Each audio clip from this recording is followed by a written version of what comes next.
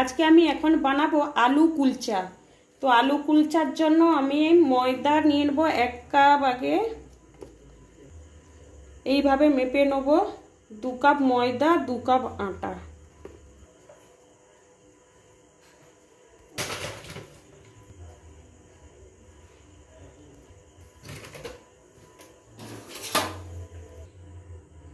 পরিমাণ মতো নুন দিয়ে দিচ্ছি।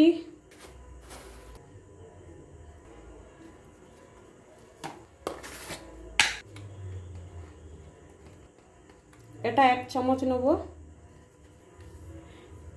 কুলচাতে আমি এখানে টক দই ব্যবহার করছি না, এখানে আমি ইস্ট ব্যবহার করছি। ইস্ট দেবো এই চামচের 1 চামচ।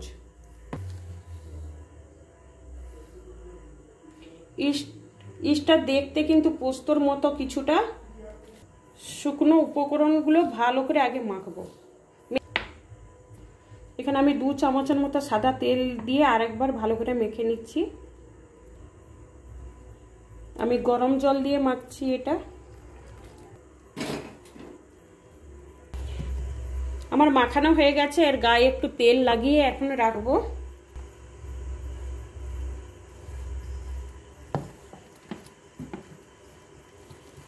দশ মিনিট ঢাকনা দিয়ে এখন রেখে দেবো।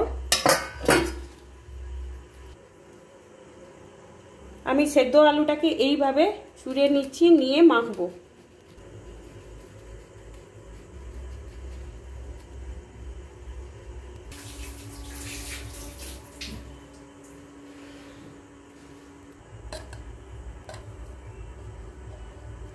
আলু মাখার মধ্যে জিরে গুঁড়ো দিচ্ছি, ধনে গুঁড়ো, লঙ্কা গুঁড়ো দিচ্ছি, গোলমরিচ গুঁড়ো 1/2 চামচ দিলাম,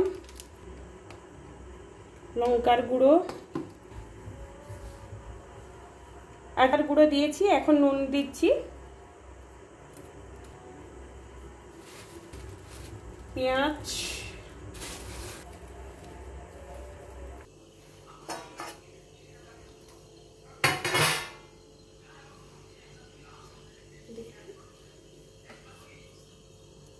ডাউটা একদম ফুলে ফেপে উঠেছে, এইরকম সফট হয়ে গেছে একদম।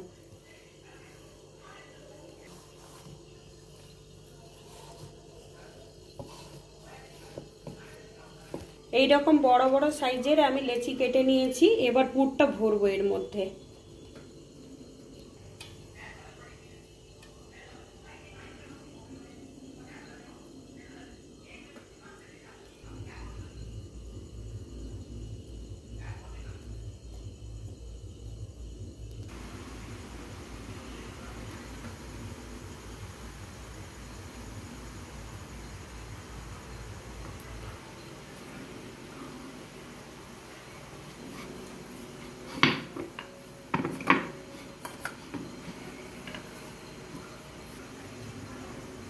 উপর থেকে আমি কালো জিরে ধনে পাতাটা দিয়ে দেবো।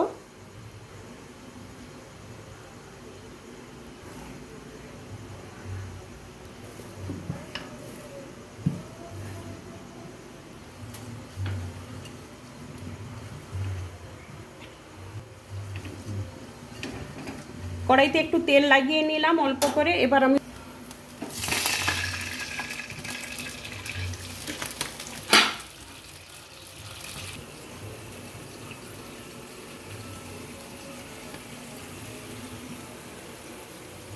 কুলচাটা দিয়ে দিচ্ছি এই জলের মধ্যে।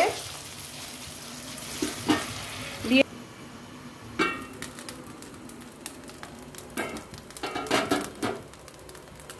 ফুলে গেছে। উপর থেকে তেল ব্রাশ করে দিচ্ছি।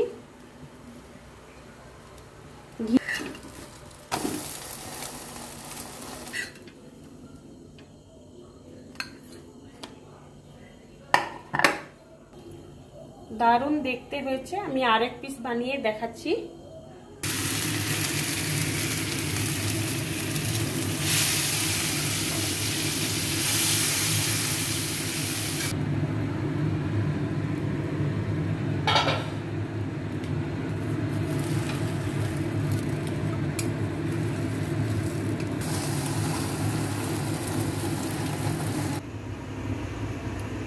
হয়ে গেল আমার আলু কুলচা, আর সঙ্গে তড়কা বানিয়েছি, আমরা তড়কা দিয়েই খাবো।